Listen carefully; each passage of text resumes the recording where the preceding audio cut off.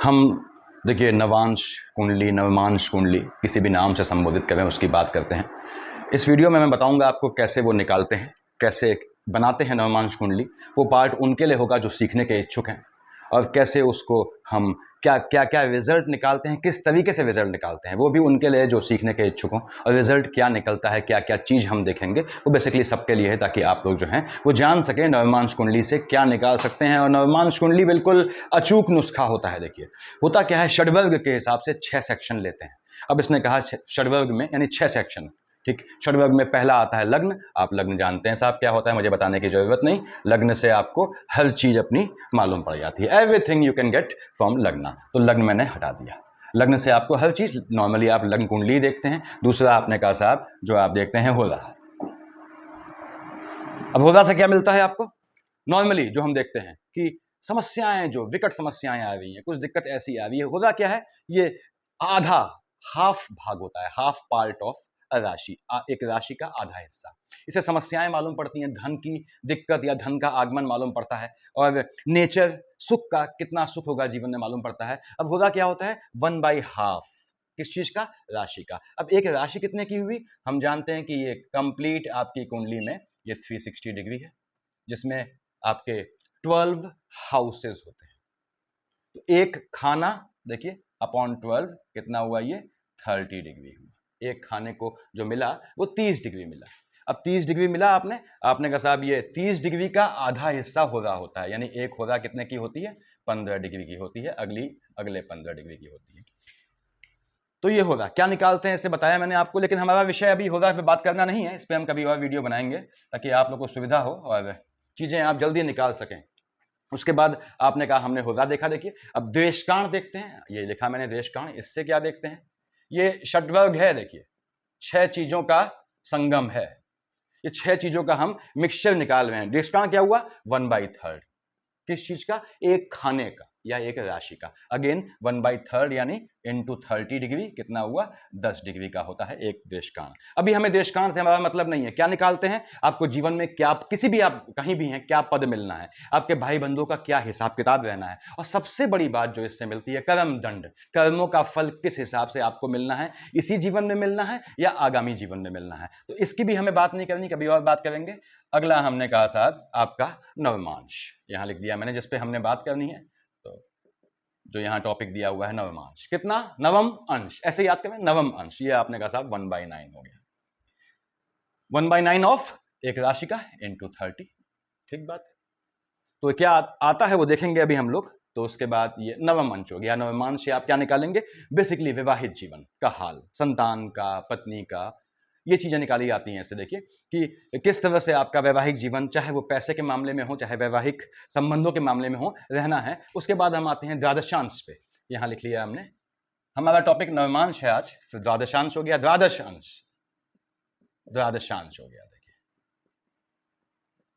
ये इनके जो बोलने में बोल रहे हैं, द्वादश अंश यानी 12th हिस्सा, 1/12 हिस्सा हो गया किसका? अगेन एक राशि का या एक खाने का। यहां पे मतलब यही हुआ। क्या निकालते हैं? द्वादशांश अचूक तरीका है पत्नी का, पत्नी के बारे में जानना, स्पाउस के बारे में जानना, एज के बारे में जानना। ये बहुत, इसको तब निकालते हैं जब बिल्कुल इमरजेंसी आ जाए, जब जातक बहुत ज्यादा कंफ्यूज हो या चीजें मैचिंग नहीं हो रही हो।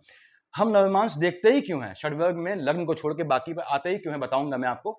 अगला है त्रिशांश। ऐसे त्रिशांश क्या हुआ? 1/30 डिग्री, 1/30 डिग्री ऑफ अगेन किसका? एक खाने का, यानी 30 डिग्री का।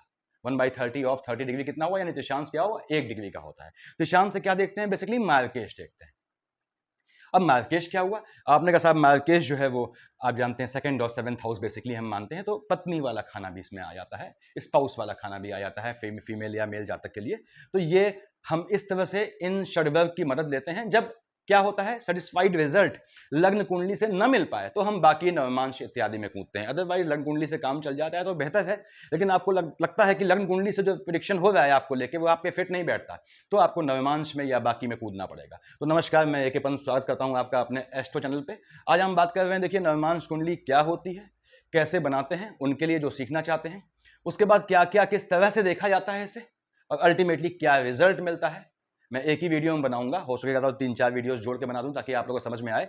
तो ये हम बात कर रहे हैं आपके नवमांश कुंडली की। मैंने बताया नवम अंश होता है, यहाँ नवांश या नवमांश लिखा है। देखिए ये क्या हुआ, नवम अंश हुआ किसका, एक खाने का। ये छोटी सी कुंडली है, यहाँ पे आपने कहा साहब ये अगर देखें तो सभी खाने देखिए 12 हाउसेस हैं, तो हर एक खाने को अगर पॉइंट ले लें कितना 360 डिग्री है, 360 डिग्री असाइन होता है।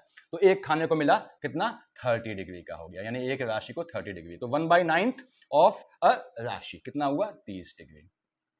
ये कितना हुआ आपका, देखिए दिस इज 10/3 डिग्री, यानी साहब ये 3 3 9, देखिए 3 डिग्री। बिल्कुल आपको आराम से समझा रहा हूं ताकि आपको समझ में आए, ये प्लस 1/3 डिग्री।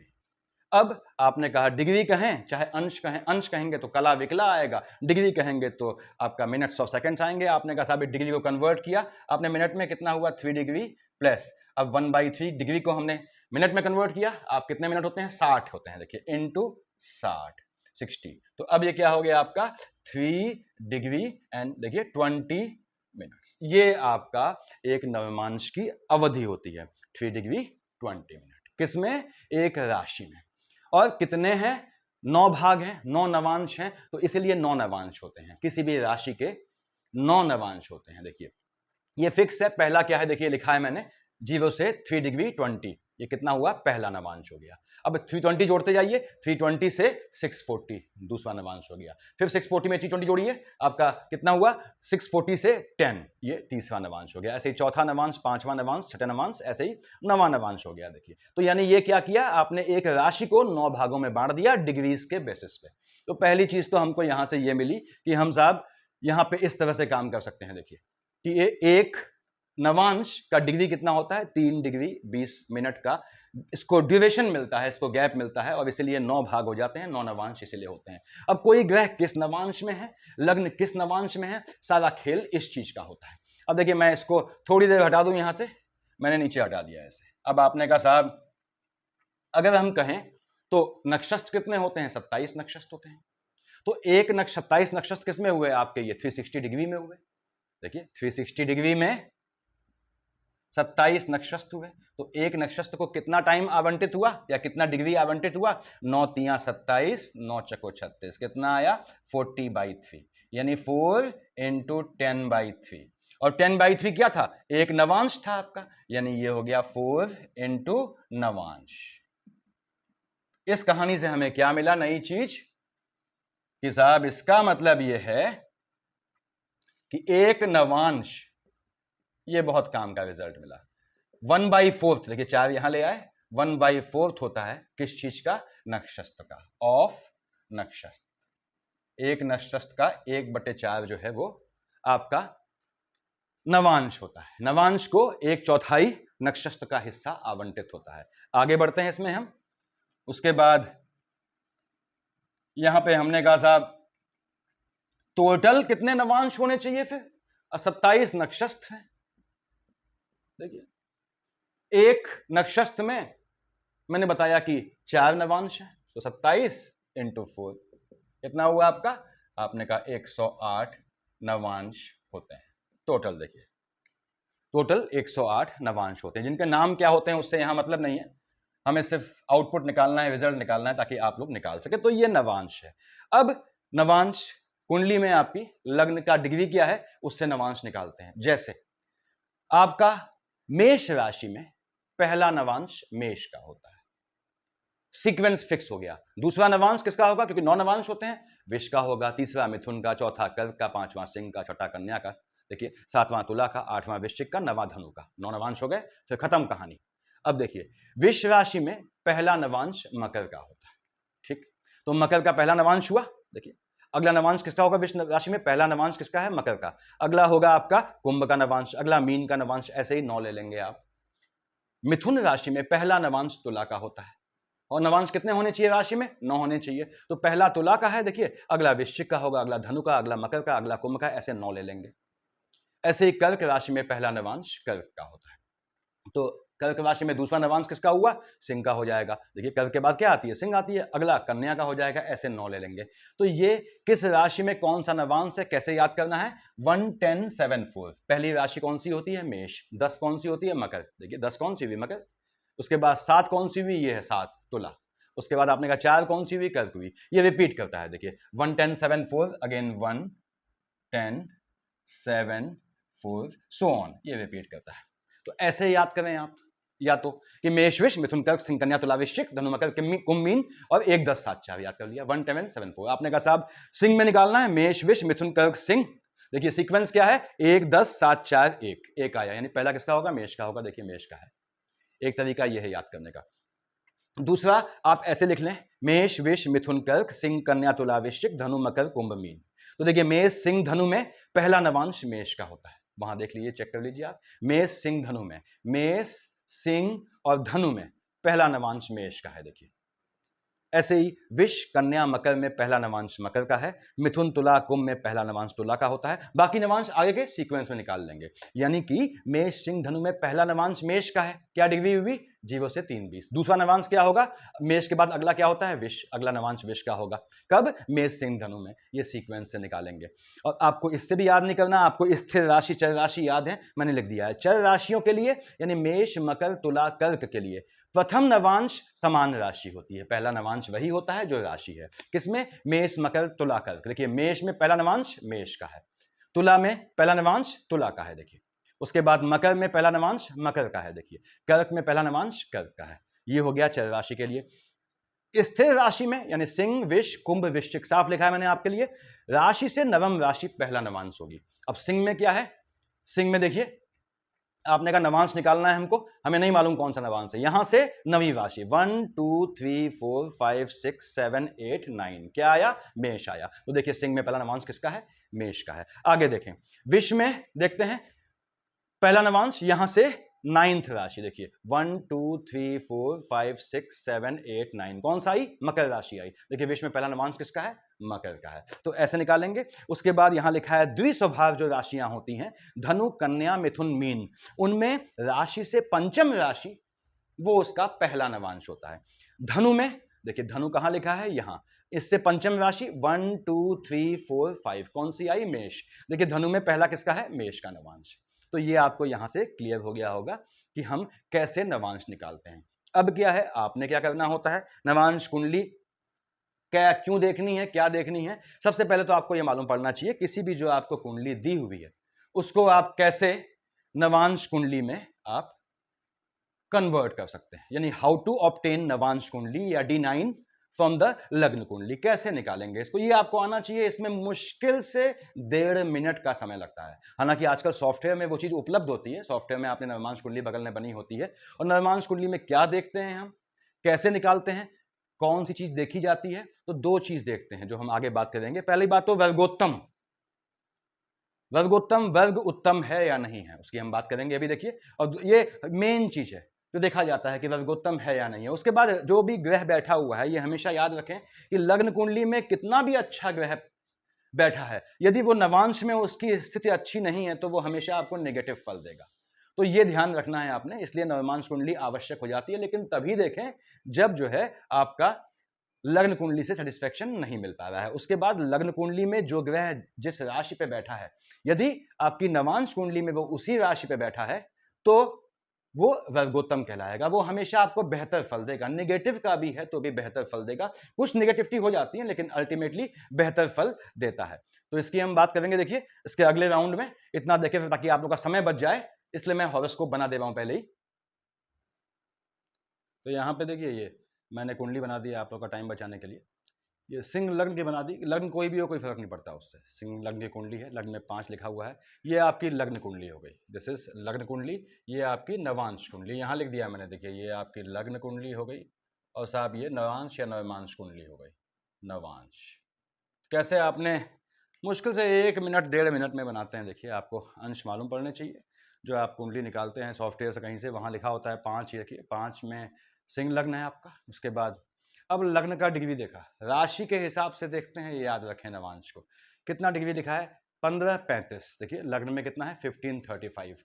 1535 में कौन सा नवांश आता है, यहाँ लिखा है, मैंने बताया था आप लोगों को। देखिए 1535, 15 मान लीजिए, 15 किस में आएगा। देखिए आपने कहा साहब ये 13:20 से 16:40 के बीच 15 आएगा।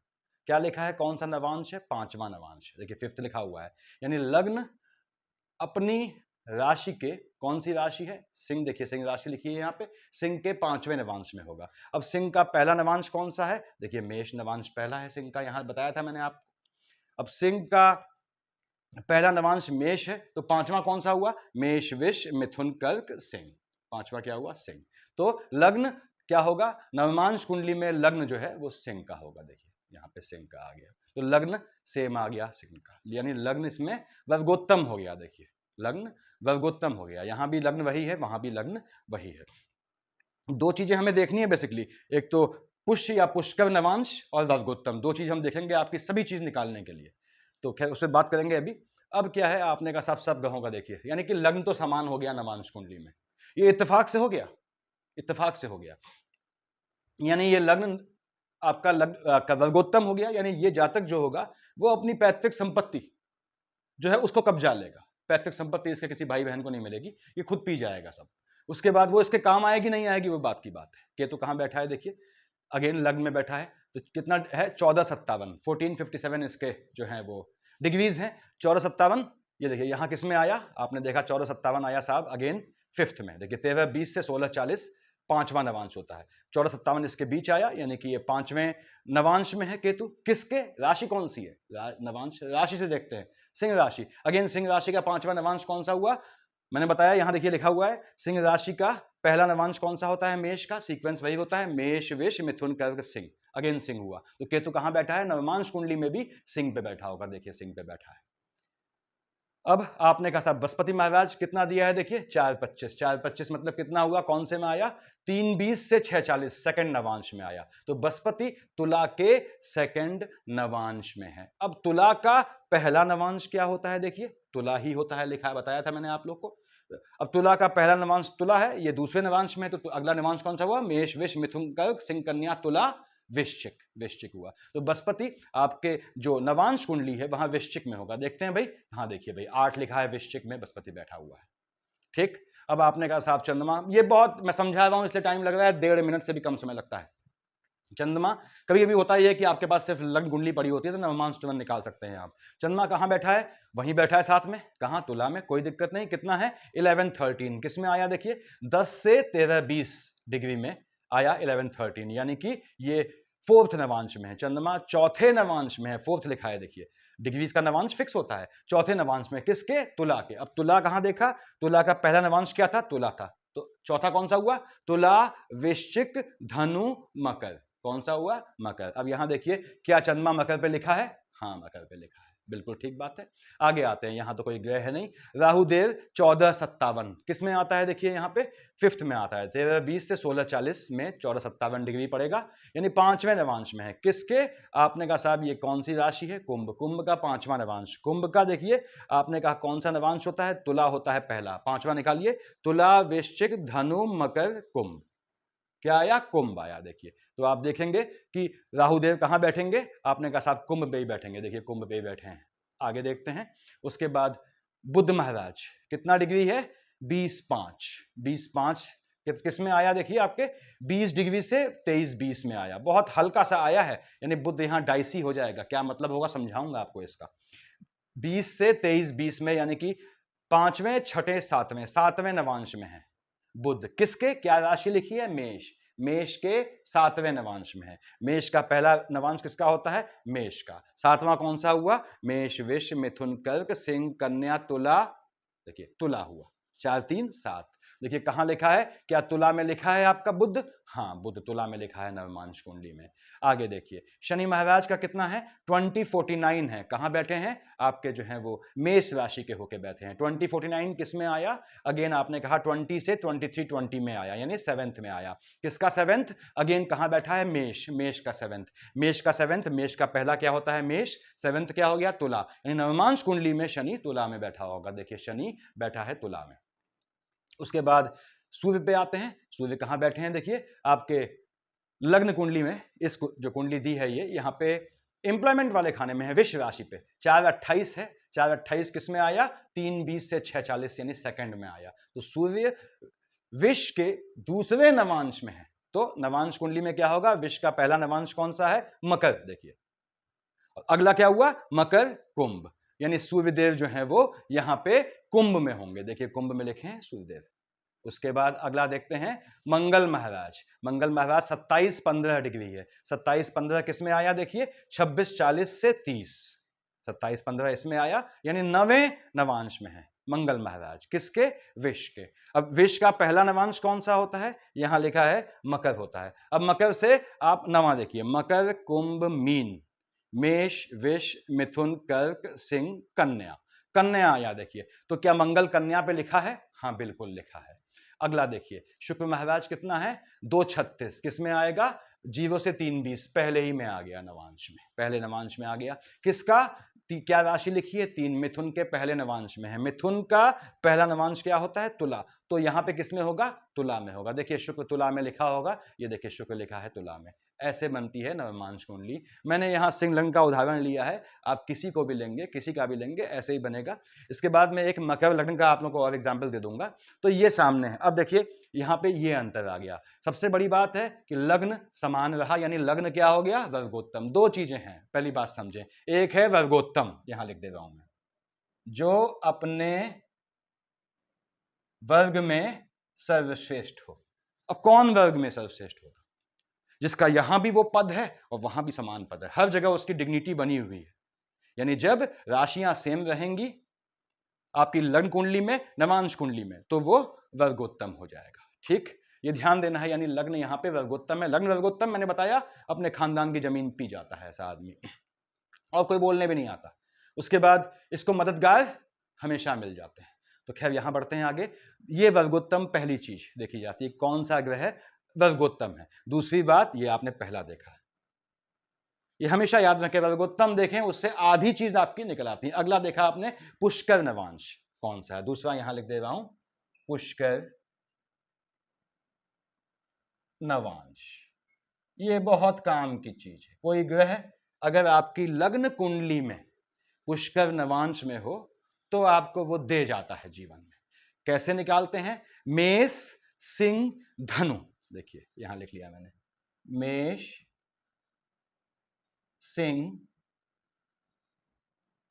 धनु। इनमें कौन से नवांश, 9 नवांश होंगे, 7वां और 9वां नवांश पुष्कर नवांश होगा। 7वां, 9वां। क्या मतलब है इसका बात करेंगे। ऐसे ही विष हो गया, कन्या हो गया, मकर हो गया। देखिए विष, कन्या, मकर, 4 3 के कॉम्बिनेशन है, तो ऑब्वियसली 4 बनेंगे। इसमें तीसरा और 5वां नवांश जो है वो आपका पुष्कर हो गया, तीसरा और 5वां। उसके बाद अगला लिया मिथुन, क्या बचा, तुला, कुंभ। मिथुन, तुला, कुंभ यहां लिख दिया मैंने, मिथुन, तुला, कुंभ। मिथुन, तुला, कुंभ में क्या होता है कि आपका जो है 6ठा और 8वां वो आपका पुष्कर नवांश हो गया। क्या हो गया इनमें, 6th और 8th। अब क्या बच गए, देखिए मिथुन, तुला, कुंभ में 6ठा 8वां। अब बच गया आपका कर्क, वृश्चिक और मीन। कर्क, वृश्चिक, मीन, ये आपका हर चीज दे देती है। ये अभी बताऊंगा आप लोगों को, बड़ा आनंद आएगा आपको। कर्क, वृश्चिक, मीन में पहला और तीसरा नवांश जो है वो पुष्कर नवांश होगा। क्या मतलब है, मेष, सिंह, धनु। लग्न में देखिए मेष, मेष ये है, यदि ये बुध और शनि मेष के 7वें या 9वें नवांश में बैठे होंगे, बहुत बेहतरीन रिजल्ट देंगे। यदि ये शनि कहां बैठा है, मेष के 7वें या 9वें नवांश में होगा, बहुत बेहतरीन रिजल्ट देगा। सिंह में देखिए क्या है, यदि केतु सिंह के, देखिए सिंह के 7वें या 9वें नवांश में होगा, बहुत बढ़िया रिजल्ट देगा। अब देखिए धनु आपका ये, यहां तो कोई ग्रह है नहीं। अब विष आते हैं, विष पे देखिए, विष पे कौन सा है, तीसरा 5वां नवांश पुष्कर है। यानी विष पे, इस पे सूर्य और मंगल यदि तीसरे या 5वें नवांश पे होंगे, एंगल ऐसे निकालते हैं, बताया मैंने आपको, तो ये बहुत बेहतरीन रिजल्ट आपको देंगे। इस तरह से निकाला जाता है। दूसरी चीज देखिए, जो ग्रह शनि महाराज देखते हैं, यहां क्या है देखिए, तुला का शनि उच्च का होता है, मेष का शनि नीच का है। शनि नीच का है, नीच का शनि भी पैसा देता है। शनि ऐसा ग्रह है जो नीच का होने पे ज्यादा पैसा देता है। तो देखिए शनि महाराज यहाँ नीच के हैं, ठीक। मजे की बात नवांश में क्या है, देखिए ये शनि उच्च का बैठ गया है और अपने दोस्त की राशि में है। तीनों ये दोस्त बैठे हैं, तीनों शनि शुक्र बुध तीनों दोस्त बैठे हैं, देखिए। और तो यहां पे क्या है, ये शनि जातक को जो है नीच का था और उच्च का हो गया किसमें, आपके नवांश कुंडली में। बहुत बेहतरीन रिजल्ट देगा। शनि की दशा में ये जातक पैसा पीटेगा। बुध देखिए यहां पे, बुध क्या था, आपने कहा साहब 20-5 है, 20-5। मैं शनि को देखता हूं, शनि 20-49 है। देखिए 20-49 मतलब यहां से निकाला आपने, देखिए ये 7वें में है, 7वें नवांश में है। किसके, मेष के। देखिए मेष के 7वें नवांश में है, देखिए मेष के 7वें नवांश में है। अब दूसरा तरीका क्या हो गया, पुष्कर नवांश में आ गया, बहुत बेहतरीन रिजल्ट देगा। बुध 20-5 है, 20-5 भी इसी में आता है, लेकिन बहुत हल्का सा आया। देखिए हल्का सा जन्म के समय में अंतर से ये 20-5 बाहर हो सकता है। तो इसको 7वां नवांश नहीं मानना चाहिए, क्योंकि 20-5 डिग्री है। तो बुध इनको मिला जुला रिजल्ट देगा। लेकिन चूंकि इस कुंडली में बुध 3 और 6 का मालिक है, 3 कहां लिखा है, यहां 11th में। 6 कहां लिखा है, सेकंड डबल मार्केश बनता है, तो बुध परेशान कर जाएगा इस कुंडली में। तो अब शनि यहां बहुत पैसा दे जाएगा। देखिए तो ऐसे निकालते हैं आप पुष्कर नवांश और वर्गोत्तम। जो वर्ग में उत्तम है उसने तो देना ही देना है फल, यह आप निश्चित रूप से समझ लें। जैसे केतु महाराज यहां बैठे हैं, केतु यहां भी बैठा है, राहु यहां भी बैठा है, राहु सेम है, यहां भी सेम राशि में है, केतु वहां भी सेम राशि में है, दे जाएगा फल। लेकिन यहां पे ग्रहण योग नहीं बना है, यहां देखिए ग्रहण योग बन गया, तो यहां ग्रहण परेशान करेगा। राहु सूर्य में व्यक्ति अपने बाप को लेके, पिता को लेके, फैमिली को लेके परेशान रहेगा। अगर अर्ली स्टेज में निकली है तो वह अपने पिता के व्याधिग्रस्त होने से बहुत ज्यादा परेशान रहेगा। और करेगा भी, ऐसा नहीं कि फैमिली के लिए करेगा, नहीं करेगा। अब देखिए अगली चीज, बुध कहां बैठा है, यहां बैठा है, ठीक। नवमांश में क्यों हम नवमांश की बात कर रहे हैं, नवमांश में कहां आ गया, यहां आ गया आपका। किसके साथ आया, शुक्र के साथ आया। बुध क्या है, नपुंसक ग्रह है। हालांकि फिजिकल इंपोर्टेंसी से इसका मतलब नहीं लेना चाहिए, लेकिन बैठ किसके साथ गया नवमांश में, शुक्र के साथ। जातक का वैवाहिक यौन जीवन जो है उतना नहीं चलेगा, यानी सेक्सुअल लाइफ इसकी बहुत लंबी नहीं चलती है। ये यहां पे देखें आप इस चीज को। उसके बाद नवमांश कुंडली से क्या क्या देखते हैं और समझें। नवमांश मतलब नवांश, देखिए लग्न ले रहा हूं, 1 2 3 4 5 6 7 8 9। नवमांश क्या हुआ, भाग्य वाला खाना हुआ, ठीक। भाग्य का भाग्य नवांश हुआ, 1 2 3 4 5 6 7 8 9। कौन सा खाना आया, संतान वाला खाना आया। तो संतान कहां से आएगी, यहां से आएगी। तो नवमांश कुंडली वैवाहिक जीवन को दिखाती है। आपका भाग्य जो है वो क्या रहेगा, स्लीपिंग विद द एनिमी वाली पोजीशन रहेगी स्पाउस के साथ, या बेहतर रहेगा, ये सिर्फ नवांश कुंडली बताती है। आपका स्पाउस विवाह से पहले या आप स्वयं विवाह से पहले कहां कहां किस किस जगह संबंधों में रहे, गलत संबंध में रहे या नहीं रहे, वो आपके या आपके स्पाउस की नवांश कुंडली सब बता देती है। आपकी अपनी संतान आपकी अपनी है या उसमें कोई खेल है, कौन बताएगा, नवांश कुंडली। जैसे अस्पताल में बच्चा पैदा हुआ, बच्चे बदल दिए जाते हैं, तो वो कौन बताएगा, नवांश कुंडली बताएगी। आप सालों से संतान को पाल रहे हैं, संतान है आपकी, लेकिन वो संतान आपकी है ही नहीं, कौन बताएगा, नवांश कुंडली बताएगी। जितने भी संबंध हैं, जितने भी आपके जो है बिफोर मैरिज संबंध रहने हैं और विवाह के बाद जो एक्स्ट्रा मैरिटल रहने हैं, किसी के, चाहे आपके स्पाउस के, बिल्कुल क्लियर कट कौन बताता है, नवांश कुंडली। अब देखिएगा मैंने क्या बताया, भाग्य बताता है, और भाग्य, आदमी का भाग्य किससे होता है, स्त्री से होता है, पुरुष का स्त्री से भाग्य होता है। तो स्त्री का भाग्य पुरुष से, देखिए यहां भाग्य का भाग्य क्या है, संतानें हैं, आपकी अपनी हैं, कैसी हैं, क्या हैं, बताएगा। और संतानें किसकी उपज है, इसकी उपज है आपके स्पाउस की, चाहे मेल हैं चाहे आप फीमेल हैं, तो वो इसको बताएगा। उसके बाद यहां से नवा 1 2 3 4 5 6 7 8 9 आपका स्वयं का लग्न। तो नवमांश कुंडली बेसिकली आपके भाग्य, आपकी संतान और आपके स्पाउस, इनके बारे में सब बता देती है। नवमांश कुंडली को अवॉइड करना चाहिए, देखिए जब तक बहुत दिक्कत ना आए। चलित में, नवमांश में या नवांश में तभी कूदें जब लग्न कुंडली से आपको सेटिस्फेक्शन नहीं मिल पा रहा है। तो यहाँ पे आप किसी भी अपनी कुंडली का नवांश कुंडली बना सकते हैं। ये दो ध्यान रखें, वर्गोत्तम है यानी जिस राशि में यहाँ है वही यहाँ है तो बेहतर फल देगा। यहाँ पे राहु बेहतर फल देता है, लेकिन नवांश में किसके साथ आ गया है? सूर्य के साथ ग्रहण लगाएगा सूर्य, तो पिता की साइड से दिक्कत देगा। पिता अस्वस्थ रहेंगे लंबे, और जातक को यदि अभी अर्ली स्टेज में निकल गया है राहु तो पिता के लिए बहुत दौड़ना पड़ेगा।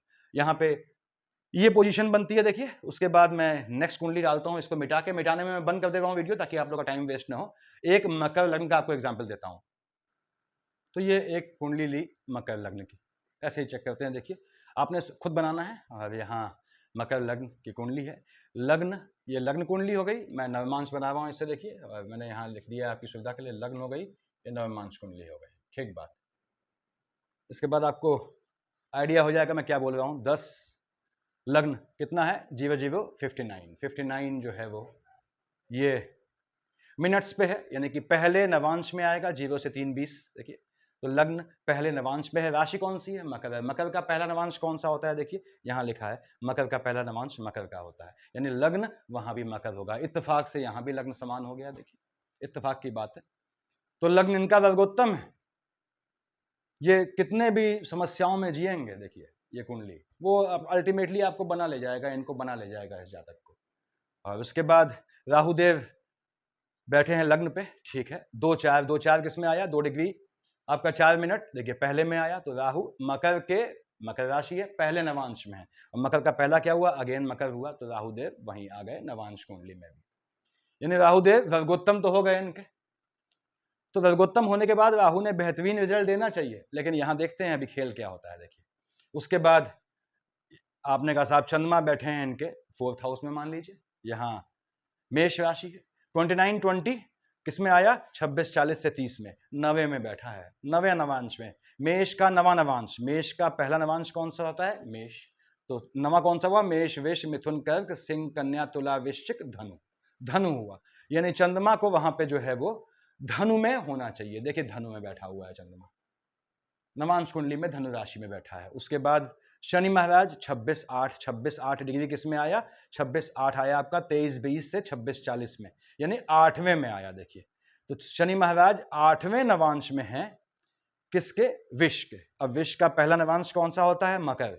मकर से 8वां गिनिए, मकर कुंभ मीन मेष विष मिथुन कर्क सिंह, सिंह आया, यानी कि शनि महाराज जो यहां बैठे हैं आपके विष में, वो नवांश में होने से ये सिंह राशि पे, देखिए सिंह राशि पे बैठे हैं। उसके बाद शुक्र महाराज 27 54 डिग्री किस में आया? 26 40 से 30 में आया, 9वें में आया। शुक्र मिथुन के, मिथुन राशि है देखिए वहां पे 9वें नवांश में है। मिथुन का पहला नवांश कौन सा होता है? आपने कहा तुला। अब तुला से 9वां देखिए, तुला वृश्चिक धनु मकर कुंभ मीन मेष विष मिथुन, क्या आया? मिथुन आया। तो यहां से यानी कि आपके शुक्र महाराज जो हैं देखिए मिथुन में ही बैठे हैं यहाँ। शुक्र इनका क्या हो गया? वर्गोत्तम हो गया। राहु केतु क्या है? वर्गोत्तम हो गए। वर्गोत्तम हमेशा अच्छा फायदा देता है कुछ कंडीशंस को छोड़ के, तो बताऊंगा अभी। देखिए उसके बाद केतु देख चुके हैं, बुध महाराज 26 33 26 33 किस में आया? 26 33 आया आपके 8वें में। देखिए 26 40 तक है, 8वें से निकल ही गया था, तब कोई बात नहीं। आपका जो है बुध जो है वो 26 33 है, यानी कि 8वें में है। किसके 8वें में है? आपने कहा कर्क के 8वें में, कर्क राशि है। कर्क में पहला क्या होता है? देखिए कर्क में आपने कहा साहब ये कर्क लिखी है, कर्क में आपका पहला हो गया कर्क का। अब कर्क से गिनिए, कर्क सिंह कन्या तुला वृश्चिक धनु मकर कुंभ। देखिए मकर कुंभ में आ गया, यानी कि चंद्रमा वहां पे जो है, सॉरी बुध वहां पे जो है वो कुंभ में जाएगा। देखिए मकर कुंभ में चला गया। उसके बाद सूर्य देव मंगल देव, सूर्य कहां बैठा है? 13 40 है। 13 40 कौन सा हुआ? 13 20 से 16 40, यानी 5वां हुआ। किसका? सिंह का 5वां है। सिंह का पहला कौन सा होता है? मेष, तो 5वां कौन सा हो गया? मेष हो गया। मेष विष मिथुन कर्क सिंह, देखिए वो वहीं बैठा हुआ है। तो इस तरह से आपने मंगल महाराज चेक कर लिया, 16 19 पे है। 16 19 क्या हुआ? किस में आया? ये 5वें में आया। 16 40 तक देखिए 16 19 5वें में आया। अगेन सिंह का 5वां क्या हो गया? वही हो गया। देखिए यहां लिख दिया मैंने। तो इसलिए आपके मंगल महाराज भी देखिए, सिंह का 5वां देखना है आपने। सिंह मेष पहला है, तो 5वां कौन सा हुआ? सिंह हुआ, तो वहीं बैठ गए। तो ये कुंडली है कि ये पोजीशन बनी। बृहस्पति महाराज आपने कहा कि साहब ये मैंने बताया कि बैठे हैं 12th हाउस में। देखिए बड़ा रोल होता है 12th हाउस में इनका। नैतिक पतन भी करते हैं, यहाँ याद रखें। अब बृहस्पति महाराज 5-4 किस में आया, आपने कहा साहब 3-20 से 6-40 में आया, यानी कि दूसरे नवांश में आया। बृहस्पति देखिए धनु के दूसरे नवांश में है। अब धनु का आपने कहा साहब पहला नवांश कौन सा होता है, मेष, तो दूसरा कौन सा हुआ, मेष विष, यानी वो किस में जाएंगे, विष में जाएंगे। देखिए विष में लिखे हुए हैं यहाँ, ये इस तरह से आपने कुंडली बना दी। इत्तेफाक से इनका लग्न वर्गोत्तम है। अल्टीमेटली मैंने बताया कहीं भी पैदा होंगे ये अपना नाम कर जाएंगे, जाते जाते अगर लग्न वर्गोत्तम है जहाँ तक अपना नाम कर जाता है। देखिए उसके बाद आगे राहुदेव बैठे हैं लग्न में, यहाँ भी लग्न में राहुदेव बैठे हैं, तो वर्गोत्तम है, इसने बहुत बढ़िया फल देना चाहिए था राहुदेव ने, लेकिन थोड़ा यहाँ पे क्या है, राहु की दशा देखनी पड़ती है। राहु को स्ट्रगलिंग पीरियड में नहीं आना पड़ता है। देखिए राहुदेव रनिंग पीरियड में आ गए यहाँ पे लग्नस्थ राहु तो दे जाते हैं, अदरवाइज स्ट्रगलिंग या स्टूडेंट लाइफ में आ जाते हैं तो आपके गैप करवा देते हैं सालों, मतलब आपको साल में गैप हो जाता है, परेशान करते हैं। मैंने बताया वैसे भी केतु के समय में यदि आप एजुकेशन लेते हैं तो साल में यानी एजुकेशन में गैप आता है। तो यहाँ पे देखिए सूर्य देवता इनके जो हैं बैठे हैं अष्टम में, वहाँ भी अष्टम में बैठे हैं, ठीक बात है, ये संपत्ति लेंगे, पैतृक संपत्ति इनको मिलेगी यहाँ पे, ये वो बनता है। उसके बाद मैंने बताया कि किस किस का हम देखते हैं कि सेम पोजीशन है, आखिर सब बदल गए हैं, राहु के तो वैसे ही वैसे हैं, और सूर्य और मंगल इनको जो है वर्गोत्तम है तो बढ़िया फल देंगे। तो ऐसे ही आप निकालते हैं कि पुष्कर नवांश में कौन कौन से हैं, देख के वो इनको बढ़िया फल देंगे। यहाँ पे शुक्र कहाँ बैठा है इनके, देखिए आपके 6th हाउस में यहाँ भी बैठा है, 6th हाउस में यहाँ भी बैठा है, शुक्र इनका वर्गोत्तम हो गया। ये शुक्र यानी अपोजिट जेंडर से इनको फायदा होता है, बशर्त है ये फायदा लें, क्योंकि यहाँ पे तो विडो लेडीज से भी फायदा दिखता है। देखिए और अवैध संबंधों के चलते भी फायदा दिखता है अगर ये लेते हैं फायदा। ऐसा क्यों बोला मैंने, क्योंकि कैप्रिकॉर्न में यहाँ का मालिक क्या हुआ, भाग्य का बुध हुआ, न्याय का देवता होता है, साफ बोलता है तू न्याय करेगा तो मैं न्याय दूंगा। तो यहाँ पोजीशन है, शनि महाराज यहाँ बैठे हैं, इनको हायर एजुकेशन देते हैं। देखिए और शनि महाराज शिफ्ट हो गए, कहाँ चले गए, आपने का साहब चले गए यहाँ पे। तो देखिए स्पाउस वाले खाने से ध्यान सुनिएगा, शनि बैठा है आपके शुक्र की राशि में।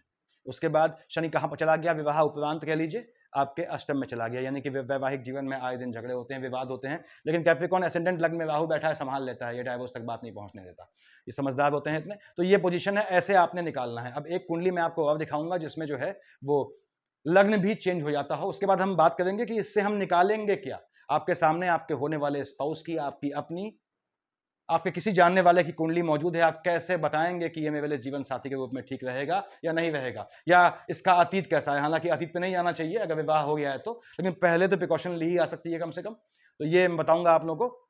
इसके बाद इतना देखिए, तो अब देखिए हमने नई कुंडली ली, अब हम बताते हैं कि नवमांश से, नवांश कुंडली से क्या क्या चीज़ निकालते हैं, कैसे हम इससे पैसा निकालते हैं, कैसे आप अपने स्पाउस के स्वयं के बारे में या किसी जातक के बारे में सब कुछ उसके वैवाहिक जीवन के, उसकी सेक्सुअल लाइफ के बारे में जान सकते हैं। ये मैंने बताया कि नवांश कुंडली है, ये लग्न कुंडली है। देखिए ये लग्न हो गई आपकी, ये नवांश हो गई। तो लग्न कुंडली में आपने कन्वर्ट किया, पहले हम देखते हैं कि साहब ये लग्न क्या है, यहाँ पे कन्या लग्न है। अब लग्न का क्या है, 24-21 है। 24-21 किस में आया, देखिए ये आया 24-21 डिग्री आया आपका 5th 6th 7th 8th 8th वाले में आया। देखिए 8th नवांश में है, किसके, राशि क्या है 6, कन्या का 8th नवांश। अब कन्या का पहला नवांश क्या होता है, मकर लिखा है, तो 8वां गिनिए, मकर कुंभ मीन मेष विष मिथुन कर्क सिंह, यानी नवांश कुंडली का जो लग्न होगा वो क्या होगा, यहाँ पे सिंह होगा। देखिए सिंह, यहाँ लग्न बदल गया, पहले 2 केसेस में लग्न नहीं बदला था, यहाँ देखिए लग्न बदल गया। तो ऐसे ही शुक्र कहाँ बैठा है, आपने कहा साहब ये कन्या राशि में बैठा है। शुक्र का एंगल कितना है, 5:31। 5:31 कितना आता है, यानी इसके जो डिग्रीज हैं 5:31 हैं, ये आता है 3:20 से 6:40 सेकंड में आता है। अब शुक्र कन्या के सेकंड नवांश में है। अब कन्या का पहला नवांश क्या है, मकर है, तो मकर कुंभ में हो गया। देखिए शुक्र यहाँ कुंभ में लिखा होगा, देखिए कुंभ राशि में लिखा हुआ है। तो ऐसे हम निकालते हैं, ये मैंने बताया आप लोग को, ये निकाल लेंगे। अब यहाँ पे किसी भी ग्रह का आप चाहे शनि निकालें चाहे बृहस्पति निकालें, सेम प्रोसेस से हम यहाँ कन्वर्ट कर सकते हैं। यानी आपने बृहस्पति देखा, इसको भी देख लेते हैं। एक बृहस्पति महाराज कहाँ हैं, आपके मिथुन राशि पे बैठे हैं, ठीक है। 939 किस में आया, देखिए 939 आया आपका 6:40 से 10 में, यानी तीसरे नवांश में। किसके, किस राशि पे बैठा है, 3, यानी मिथुन। अब मिथुन का पहला नवांश क्या होता है, यहाँ लिखा है तुला होता है। तो तीसरा कौन सा हुआ, तुला वृश्चिक धनु, यानी धनु पे बैठना चाहिए बृहस्पति को नवांश कुंडली में। आपने कहा साहब धनु कहाँ है, देखिए धनु लिखा है, धनु पे बैठा है नवांश कुंडली में। तो ये हमने देख लिया, यहाँ पे लग्न भी चेंज हो गया, देखिए नवांश कुंडली में। तो यानी कि लग्न यहाँ वर्गोत्तम जो लिखा है वो नहीं है। दूसरी बात, पुष्कर नवांश में वो कहां से देखेंगे? लग्न कुंडली से। क्या मेष सिंह धनु के 7वें और 9वें नवांश में कोई ग्रह मौजूद है? आप चेक कर लें, मेष में तो कोई ग्रह ही नहीं है। देखिए ऐसे चेक करते हैं। देखिए सिंह में आपने कहा सूर्य बुध मंगल केतु है। अब क्या इनके सिंह के 7वें और 9वें नवांश में कोई है? सूर्य है 47 यानी 0047 यानी कि 0 डिग्री 47 मिनट पे है, तो वो तो पहले ही नवांश में आ गया, हट गया। मंगल है, अब यहाँ लिखा है 15/4। देखिए 15/4 किस में आया? आपने कहा साहब 5वें नवांश में आया, ये भी 7वें या 9वें में नहीं है। उसके बाद केतु आपका 2 डिग्री है, ये भी हट गया। 2 डिग्री किस में आया? पहले नवांश में। बुध महाराज 25-22 है, किस में आया? आपका यहाँ आया, देखिए 8th नवांश में आया 25-22। तो यहाँ पे आपका कोई भी जो है सिंह वाला कोई भी पुष्कर नवांश में नहीं है। ऐसे निकालते हैं, पुष्कर नवांश में होता है तो बेहतर रिजल्ट देता है। अब यहाँ देखिए आपने कहा कुछ चीजें आप समझें कि अब मैं समझा रहा हूं कैसे इसका आउटपुट निकालते हैं कि नवांश कुंडली क्या हुई। नवांश बताया मैंने 7, 8, 9, इसका नवा यानी ये आपका भाग्य हो गया, 1st, 2nd, 3rd, 4th, 5th, 6th, 7th, 8th, 9th संतान। और ये कहां से आएगी? ऑब्वियसली यहां से आएगी। इसका नवा क्या हुआ? आपका लग्न हो गया। तो आपके वैवाहिक जीवन को ये बिल्कुल और विवाह से पहले के जीवन को बता देता है। यानी कि नवांश का जो लग्न है बेसिकली वो आपका क्या है? विवाह की इच्छा को, डिजायर है या आदमी इच्छुक है शादी के या प्रेशर में शादी किया गया है, ये चीज बता देता है नवांश का लग्न। ऐसे ही नवांश का 7th हाउस जो है वो विवाह की पोजीशन बताता है, विवाह का एक्चुअल पोजीशन क्या होनी है, जातक का कहां क्या विवाह होना है। और उसके लिए विवाह के लिए और क्या देखते हैं? अगर लग्न कुंडली से आप देखते हैं तो देखिए मैं हमेशा कहता हूं कि शुक्र जो वैवाहिक जीवन का या सेंसुअल या सांसारिक सुख का मालिक होता है, 2 और 7 वृष और तुला का मालिक होता है। 2 कहां लिखा है आपके? यहां लिखा है। 7 कहां लिखा है? यहां लिखा है। यदि 2 और 7 को चंद्रमा या केतु देख रहे हैं तो थोड़ी दिक्कत है, थोड़ा सावधानी रखनी पड़ती है। हालांकि वो चीज टल जाती है अगर आप चंद्रमा केतु के अंतर प्रत्यंतर में विवाह न करें। तो विवाह के लिए शुक्र यानी उसकी राशि वृष और तुला का संबंध भी देखा जाता है कि अगर शुक्र के साथ शुभ संबंध है किसमें? आपके इसमें नवांश में, तो विवाह ठीक रहता है। उसके बाद सप्तमेश का संबंध यदि 9th 12th हाउस से है, 7th हाउस सप्तमेश क्या हुआ? देखिए अब नवांश की बात कर रहा हूं मैं, नवांश में सप्तमेश का संबंध, सप्तमेश क्या है? यहाँ पे शनि है। उसका संबंध यदि 9th और 12th हाउस से है, देखिए शनि का संबंध क्या 9th हाउस से है? 7, 8, 9, 10 नहीं है। क्या 11th हाउस से है? आपने कहा 11th हाउस से भी नहीं है। तो यदि सप्तमेश का संबंध, सप्तमेश यहां का क्या है? 11th का मालिक क्या हुआ? शनि। इसका संबंध 9वें 9th या 12th हाउस से बोला है मैंने, उस हाउस के मालिक से नहीं पूछा है। यानी कि यहां पे 9th का मालिक मंगल है, मंगल से संबंध नहीं पूछा है मैंने। देखिए यहां पे देखिए 9th मैंने बताया आपको, और 12th में क्या है? 4 लिखा है, 4 का मालिक चंद्रमा है। तो यहां पे मंगल और चंद्रमा की बात नहीं की है मैंने कहा है कि वो इसका जो 7th हाउस का लॉर्ड है उसका संबंध यदि 9th या 12th हाउस से है, यानी वो 9th और 12th हाउस को देखता है। क्या देखता है? नहीं देखता। अगर देखता है तो जातक का मैक्सिमम केस में क्या होता है, जैसे आप देखते होंगे कि हिंदुस्तानी लड़का है और विदेशी लड़की है, या देशी लड़का लड़की है और विदेश में लड़का रह रहा है, तो ऐसा विवाह का योग बनाता है। ये चीजें हम देखते हैं, अभी बताऊंगा इस पे आपको मैं। और अब देखिए इसको देख के क्या निष्कर्ष निकला, एग्जैक्ट देखते हैं।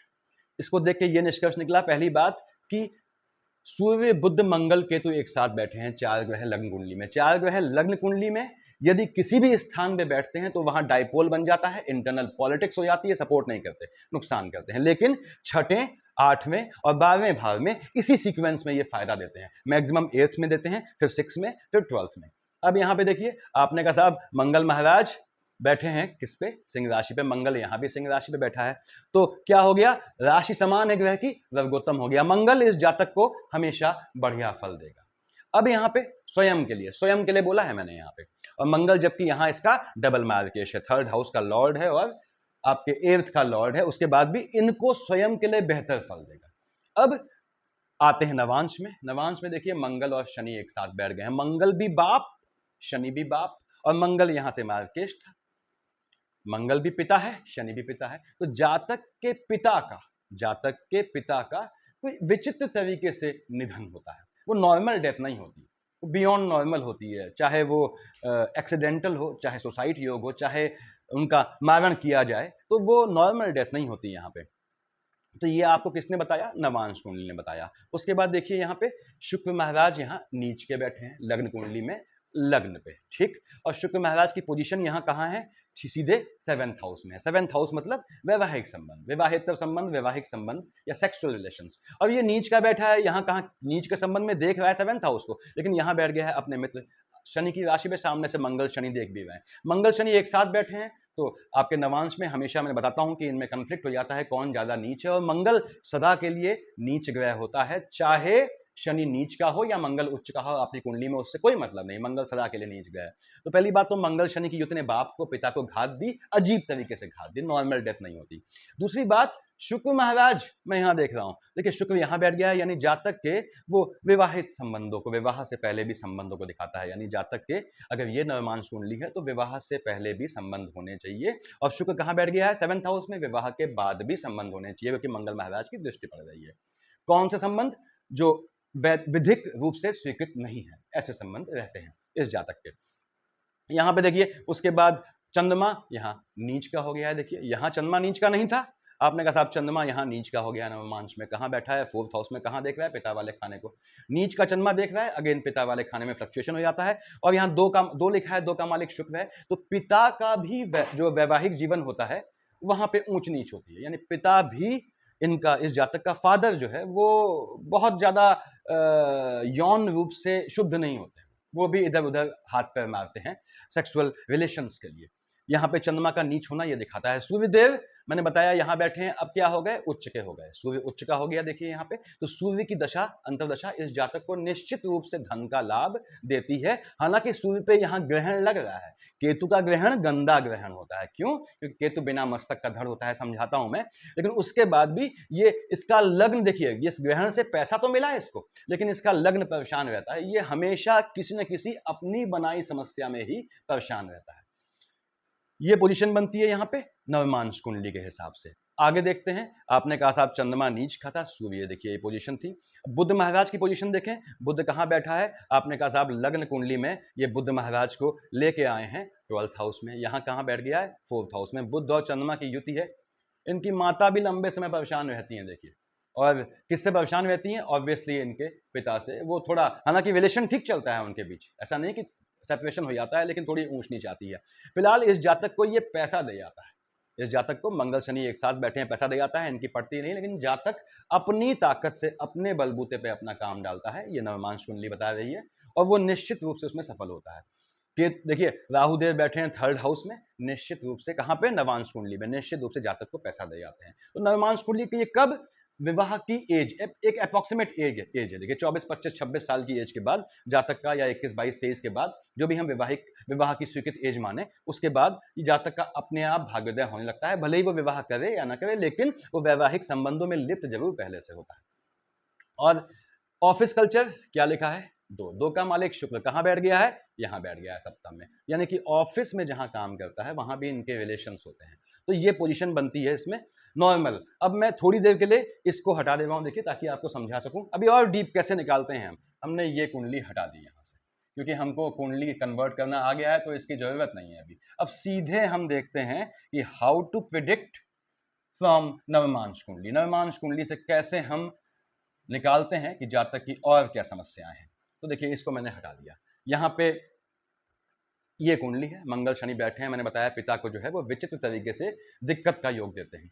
और बताया मैंने कि 7th हाउस का जो लॉर्ड है उसका संबंध मैंने बताया आपको 9th या 12th हाउस से होता है, न कि उसके मालिक से। तो जातक बाहर शादी करता है, ऐसा योग बनता है। अब आपने कहा साहब किसी भी आपको देखना है कि हस्बैंड वाइफ है, किसको पहले घात होगा, तो अष्टम का लॉर्ड, यानी कि एक आपने ली लड़के की कुंडली हस्बैंड की, एक ली वाइफ की कुंडली, हस्बैंड के अष्टम का लॉर्ड कौन है, ये कहां बैठा है, कितने नीच या अच्छे ग्रहों से घिरा है, वो देखेंगे वाइफ के खाने से, वाइफ के नवांश से।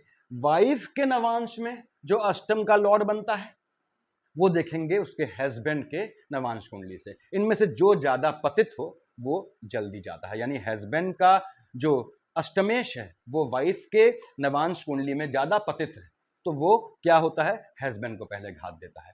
अदरवाइज अगर दूसरा उल्टा है तो वाइफ को पहले घात देता है। दोनों समकक्ष हैं, तो कभी देखते होंगे कि हस्बैंड वाइफ बहुत कम अंतराल पे बुजुर्ग होने पे या कैसे भी वो चले गए, तो उसमें क्या होता है, नवांश कुंडली से निकलता है। ये देखिए, नवांश का जो चौथा खाना है, चौथा खाना किसका होता है, मन के सुख का होता है। नवांश का चौथा खाना ये वैवाहिक जीवन के सुख को भी दिखाता है।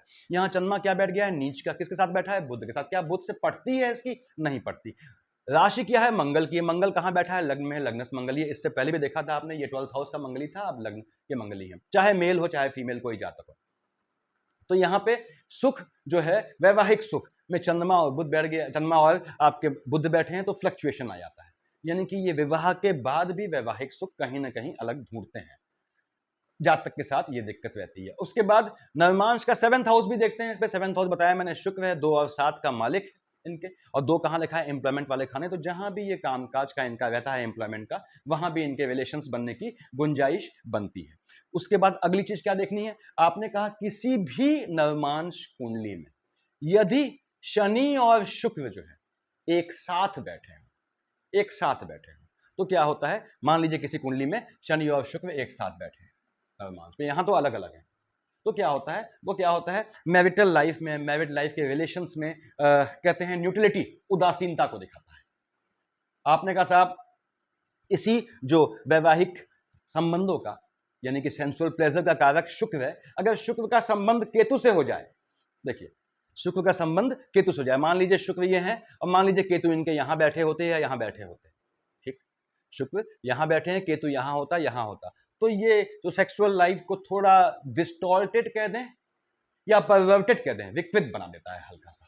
उसके बाद यही देखिए, इसी सब समझा रहा हूं आप लोगों को कि ये हम कैसे नवमांश कुंडली से निकालते हैं चीजों को, और हालांकि लग्न से इसको चेक करना पड़ता है, लग्न के और उसमें जो है दोनों में कंपेयर करते हैं। अब 12th हाउस किस चीज का होता है, 12th हाउस बाहर जाने का, विदेश का। 12th हाउस अगर पीड़ित है, और 12th हाउस व्यभिचार का भी होता है, और किसमें, नवांश में, तो जातक वो या व्यभिचार जो है करता है, देखिए यानी पैसे के लिए जो है व्यभिचार करता है। तो 12th हाउस का मालिक 4 है, 4 का मालिक चंद्रमा निगेटिव है, देखिए, तो अपने फायदे के लिए जातक व्यभिचार करता है, ऐसा योग बनता है। ये नॉर्मल योग है, ये आपको समझना चाहिए, कैसे आप निकालेंगे। अब आप सुनते होंगे कि जो है फलाने का लड़का फलाने की लड़की के साथ, या फलाने की लड़की फलाने के लड़के के साथ भाग गई। घर से भागना तो वो किसका काम है भाई, कौन, आप घर से भाग जाएंगे, नहीं भाग पाएंगे, कलेजे का काम है। तो कलेजा मतलब टेम्परामेंट, टेम्परामेंट चाहिए होता है। टेम्परामेंट कौन दिखाता है, 3rd हाउस। तो घर से भागना अगर कभी होता है, कोई लड़का लड़की भागते हैं, तो कैसे मालूम पड़ता है कि 3rd हाउस, उसके बाद जो व्यभिचार वाला खाना है, अल्टीमेटली भाग के विवाह करना, भाग के कहीं जाना, तो वो व्यभिचार में आया, क्योंकि आप सामाजिक स्वीकृति के खिलाफ गए। तो 12th हाउस, 3rd हाउस, उसके बाद 8th हाउस, और इनका अगर 7th हाउस से संबंध बन जाए, यानी आपके 12th हाउस, 3rd हाउस और 8th हाउस, इनका अगर 7th हाउस से रिलेशन बन जाए, तो आप देखेंगे कि जातक या जातिका वो भाग के विवाह भी करता है, ऐसा भी है। और बहुत से रिलेशंस में, मल्टीपल सेक्सुअल रिलेशंस में अगर देखना है, तो क्या देखते हैं हम, 5th का और 7th का लॉर्ड देखते हैं, इनका क्या रिलेशन है आप में। तो ये बहु किसमें, नवांश कुंडली में याद रखें आप। और नवांश में अगर ये संबंध अच्छा है तो शादी हो जाती है, अगर अच्छा नहीं है तो वो बहु विवाह को या बहु संबंधों को कह लीजिए, यानी एक से ज्यादा रिलेशंस को, यानी पॉलीगेमी भी नहीं बोलेंगे, संबंध रखना, नॉट मैरिज, तो इनको दिखाता है। किसका, 5th और 7th के लॉर्ड का रिलेशन। अब 5th कहां लिखा है, 1st 2nd 3rd 4th 5th, कौन मालिक है, बृहस्पति यहीं बैठा है। 7th का लॉर्ड कौन है, देखिए 7th का लॉर्ड शनि महाराज है, कहां बैठे हैं, यहां बैठे हैं। क्या इनका कोई रिलेशन है, 1 2 3 4 5 6 7 8 9, बृहस्पति नवीं दृष्टि से देख रहा है, हाँ ये योग बनता है, इनके रिलेशंस जो हैं वो कई जगह होंगे। उसके बाद बृहस्पति का, यदि बृहस्पति नवांश में लग्न को, 7th को, 10th को देखता है, या उससे कैसा भी रिलेशन बनाता है, तो मल्टी मैरिज का योग हो जाता है, बहुविवाह का, यहां ये भी संबंधों को जन्म देता है। फिर समझ लें, नवांश कुंडली में बृहस्पति का यदि 7th हाउस से, 10th हाउस से कोई रिलेशन या लग्न से रिलेशन बनता है, यानी बृहस्पति का लग्न से, 7th हाउस से, और बताया मैंने आपको 10th हाउस से कोई रिलेशन बनता है। देखिए 1st 2nd 3rd नहीं है, 4 5 6 7 8 9, हाँ लग्न से बनता है। तो ये क्या है, इस तरह के संबंधों को जन्म देता है। और यहाँ पे मंगल शनि एक साथ बैठे हैं, दोनों की पड़ती नहीं है, कहाँ देख रहे हैं आप, मैंने बताया आपको कि नॉर्मल कुंडली में इनका क्या था कि ये मार्गेश था, और मार्केश होकर मंगल महाराज बैठे हैं शनि के साथ, नेगेटिविटी का हो जाता है। तो ये जातक के पिता की जो है वो अजीब सी परिस्थितियों में मृत्यु होती है। उसके बाद यहां देखिए बृहस्पति बैठा है कहां, अपने एजुकेशन वाले खाने में, ठीक है। जातक अपने बलबूते पे एजुकेशन लेता है, देखिए अपनी पढ़ाई पढ़ता है, उसी पढ़ाई से नौकरी पाता है। और यहाँ पे बुध महाराज बैठे हैं, तो जातक का देखिए कहाँ बैठे हैं, 4th हाउस में। चंद्रमा भले ही नीच का है, बुध भी पानी, चंद्रमा भी पानी, ये नवांश देख रहा हूं मैं।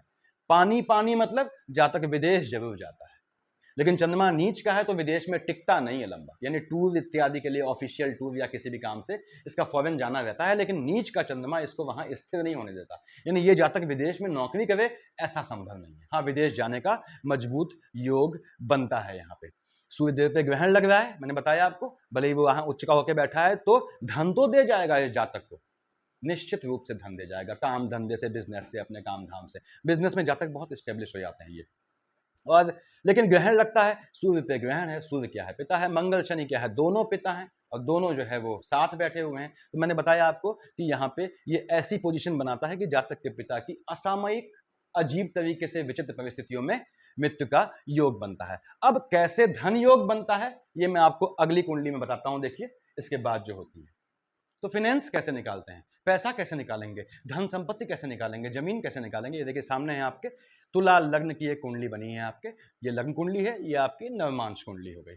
अब मुझे बताने की जरूरत नहीं कैसे नवमांश निकालेंगे, अदरवाइज सॉफ्टवेयर में तुरंत बन जाता है, तो निकालने की जरूरत नहीं, लेकिन आपको आना चाहिए जो सीखना चाहते हैं। लग्न 14-24 है, 14-24 किसमें, 14-24 किसमें आया, आपने कहा 14-24 आया 5th में, 5वें नवमांश में। किसका, राशि क्या है 7, तुला का 5वां नवांश। तुला का पहला नवांश क्या है, आपने कहा तुला ही है, तो तुला का 5वां, तुला वृश्चिक धनु मकर कुंभ, कुंभ आया देखिए, और देखिए कुंभ लिखा हुआ है लग्न में, तो ऐसे आप निकाल लेंगे जैसा बताया मैंने पहले। तो हम आगे बढ़ते हैं, आप ऐसे किसी भी ग्रह को आप पोस्ट कर देंगे यहाँ पे। अब देखिए ये कुंडली है यहाँ पे, आपने कहा साहब हम देखते हैं पहली बात कि 7 पे बैठे हैं मंगल बृहस्पति राहु, और 7 पे राहु बृहस्पति बैठे हैं, गुरु चांडाल लग्न में लेके आया है जातक। अब यहां पे क्या है, अपने मित्र शुक्र की राशि में राहुदेव बैठे हैं, गुरु चांडाल बना रहे हैं। तो बृहस्पति राहु इनके क्या हो गए, वर्गोत्तम हो गए, दोनों की राशि नहीं बदली, भले ही गुरु चांडाल है जातक को नीच काम से। और 7 मतलब शुक्र, शुक्र किसका मित्र है, बुध। लाइजनर कौन है, बुध। संभालता कौन है, राहु को, बुध। जमीन के काम से जातक राजा बन जाता है अगर ये लैंड के काम में जाता है। नीच काम से बहुत पैसा कमाता है। नीच काम क्या होते हैं मैं डिफाइन करता हूं हर एक वीडियो में। ऐसे ही आपने कहा साहब हम सब देखते हैं, एक पे मंगल केतु है, क्या एक पे केतु बैठा हुआ है, केतु इनको बढ़िया फल देता है, देखिए। उसके बाद 4 पे सूर्य शुक्र चंद्रमा बैठे हैं, यहाँ पे 4 पे शुक्र और चंद्रमा बैठे हैं, शुक्र और चंद्रमा इनको दे जाते हैं, बिकॉज वर्गोत्तम है, देखिए। उसके बाद 5 पे बुध बैठा है, आपने कहा साहब 5 पे बुध बैठा है, बुध इनको दे जाता है, देखिए लाभ वाले खाने में बैठा है अपने मित्र सूर्य की राशि में, यहाँ भी सूर्य की राशि में, सामने अभिन्न मित्र है उसका, और बुध मतलब जमीन, निश्चित रूप से बना जाता है इनको। उसके बाद 3 और 6 का मालिक बुध होता है, देखिए 3-6, यहां देखें 3-6, भाग्य से इनको निश्चित रूप से मिलता है। दूसरे की जमीन पकड़ते हैं तो इनके कब्जे में आ जाती है, इनसे कोई जमीन ले नहीं पाता, देखिए। या संपत्ति किसी की आती है इनके पास तो निकलती नहीं है फिर। उसके बाद आप बुध मैंने बताया कहां बैठे हैं, शनि महाराज 8 पे बैठे हैं, देखिए, और शनि महाराज वहां पे शिफ्ट हो गए हैं, चले गए लग्न में।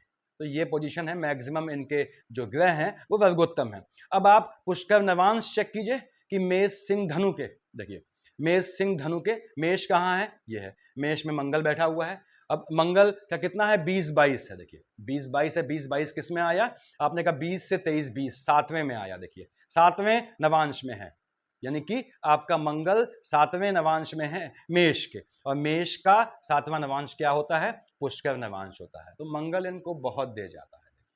तो ऐसे ही आप निकालेंगे, मैक्सिमम ग्रह आपको इनके किस में आएंगे, पुष्कर नवांश में आएंगे। आप ये चेक करेंगे, मैंने लिखा हुआ है यहाँ पे, देख लें कि मेष सिंह धनु के 7वें और 9वें पुष्कर नवांश किससे निकालेंगे, पुष्कर, वो आपकी लग्न कुंडली से, यानी मेष सिंह आपका और धनु के, धनु तो खाली है यहाँ पे, तो मेष सिंह धनु के 7वें और 9वें नवांश में कोई ग्रह बैठा है तो वो बहुत बेहतरीन इनको फल देगा, ये आपको ध्यान रखना है। ऐसे ही क्या लिखा है, विष कन्या मकर के 3वें और 5वें, विष कन्या दोनों खाली हैं और मकर के 3वें और 5वें में कोई ग्रह बैठता है तो वो बहुत बढ़िया फल देता है।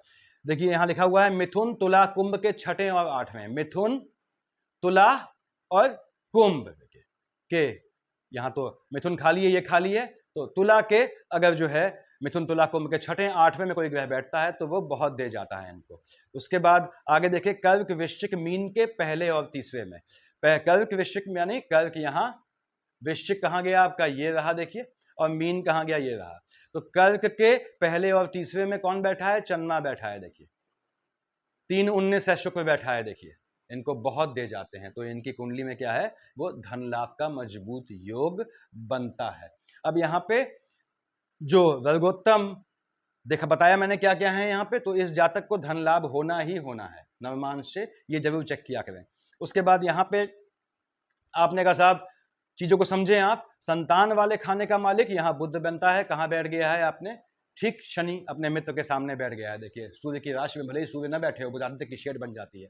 और बुध महाराज स्वयं यहाँ कहाँ थे, सीधे देख रहे थे संतान वाले खाने को। देखिए तो जातक की दुहिताएं होती हैं, बेटियां होती हैं, देखिए जातक की बेटियां होती हैं। उसके बाद इस तरह से फाइनेंशियल बहुत मजबूत जाता है इसका। क्यों, यहाँ पे क्या है देखिए, काम धंधे वाले खाने का मालिक क्या है, मंगल महाराज।